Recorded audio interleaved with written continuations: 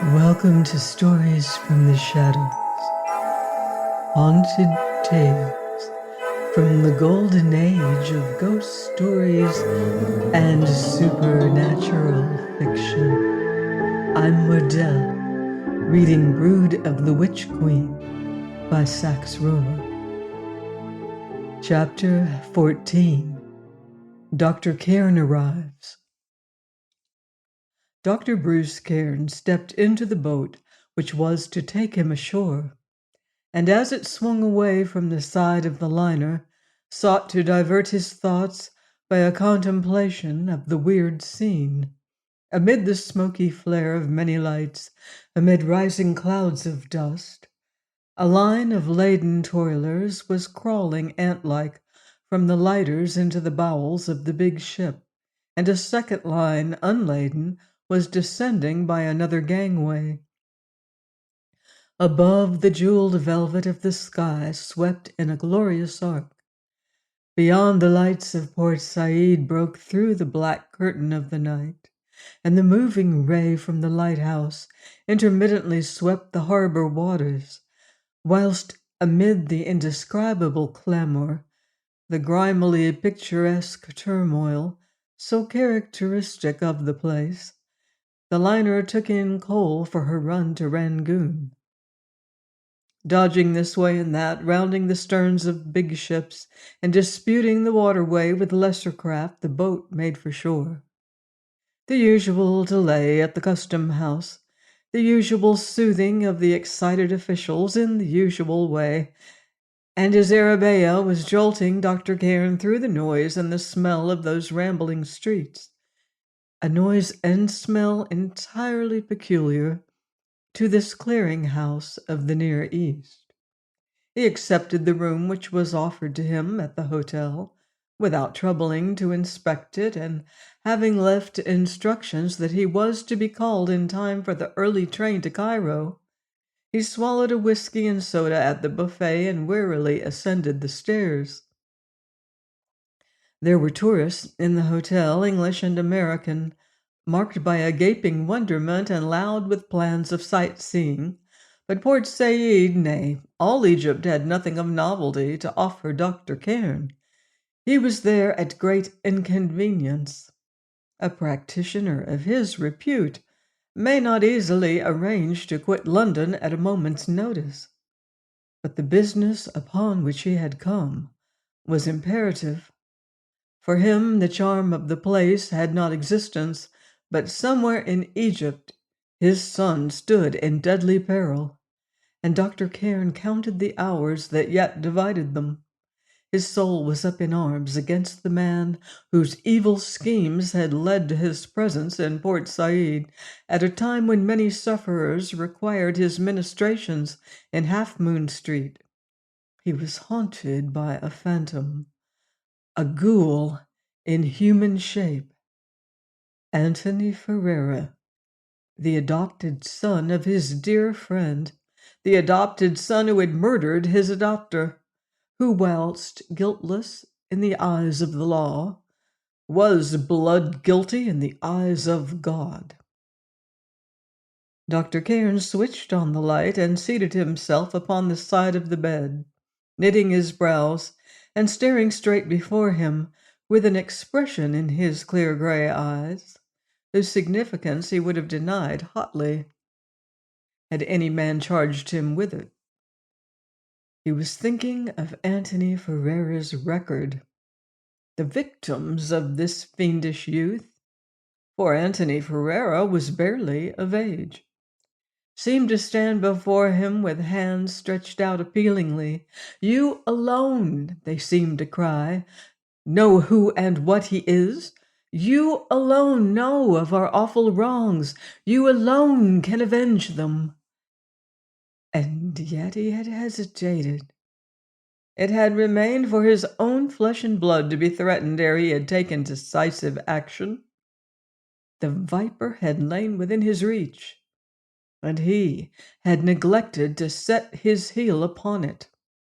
Men and women had suffered and had died of its venom, and he had not crushed it. Then Robert, his son, had felt the poison fang, and Dr. Cairn, who had hesitated to act upon the behalf of all humanity, had leapt to arms. He charged himself with apparent selfishness, and his conscience would hear no defense. Dimly, the turmoil from the harbor reached him where he sat. He listened dully to the hooting of a siren, that of some vessel coming out of the canal. His thoughts were evil company, and with a deep sigh he arose, crossed the room, and threw open the double windows, giving access to the balcony. Port Said, a panorama of twinkling lights, lay beneath him. The beam from the lighthouse swept the town searchingly, like the eye of some pagan god lustful for sacrifice. He imagined that he could hear the shouting of the gangs coaling the liner in the harbor. But the night was full of the remote murmuring inseparable from that gateway of the east. The streets below, white under the moon, looked empty and deserted, and the hotel beneath him gave up no sound to tell of the many birds of passage who sheltered within it. A stunning sense of his loneliness came to him. His physical loneliness was symbolic of that which had characterized his place in the world. He alone had the knowledge and the power to crush Antony Ferrara. He alone could rid the world of the unnatural menace embodied in the person bearing that name. The town lay beneath his eyes, but now he saw nothing of it. Before his mental vision loomed exclusively the figure of a slim and strangely handsome young man, having jet black hair, lusterless, a face of uniform ivory hue, long dark eyes wherein lurked lambent fires, and a womanish grace expressed in his whole bearing and emphasized by his long white hands. Upon the finger of the left hand gleamed a strange green stone. Antony Ferrara. In the eyes of this solitary traveler, who stood looking down upon Port Said, that figure filled the entire landscape of Egypt. With a weary sigh, Dr. Cairn turned and began to undress. Leaving the windows open, he switched off the light and got into bed. He was very weary, with a weariness rather of the spirit than of the flesh, but it was of that sort which renders sleep all but impossible. Around and about one fixed point his thoughts circled. In vain he endeavored to forget for a while Antony Ferrara and the things connected with him. Sleep was imperative if he would be in fit condition to cope with the matters which demanded his attention in Cairo. Yet sleep defied him. Every trifling sound from the harbor and the canal seemed to rise upon the still air to his room. Through a sort of mist created by the mosquito curtains, he could see the open windows and look out upon the stars. He found himself studying the heavens with sleepless eyes and idly working out the constellations visible. Then one very bright star attracted the whole of his attention, and with the dogged persistency of insomnia he sought to place it, but could not determine to which group it belonged. So he lay with his eyes upon the stars until the other veiled lamps of heaven became invisible, and the patch of sky no more than a setting for that one white orb. In this contemplation he grew restful.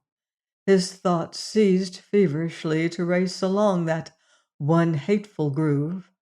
The bright star seemed to soothe him. As a result of his fixed gazing, it now appeared to have increased in size. This was a common optical delusion upon which he scarcely speculated at all. He recognized the welcome approach of sleep and deliberately concentrated his mind upon the globe of light. Yes, a globe of light indeed, for now it had assumed the dimensions of a lesser moon, and it seemed to rest in the space between the open windows. Then he thought that it crept still nearer. The realities, the bed, the mosquito curtain, the room were fading, and grateful slumber approached and weighed upon his eyes in the form of that dazzling globe. The feeling of contentment was the last impression which he had, ere with the bright stars seemingly suspended just beyond the netting, he slept.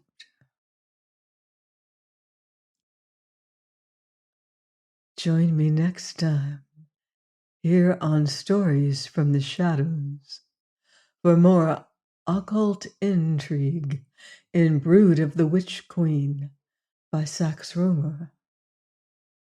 Until then, I wouldn't blame you if you leave the lights on.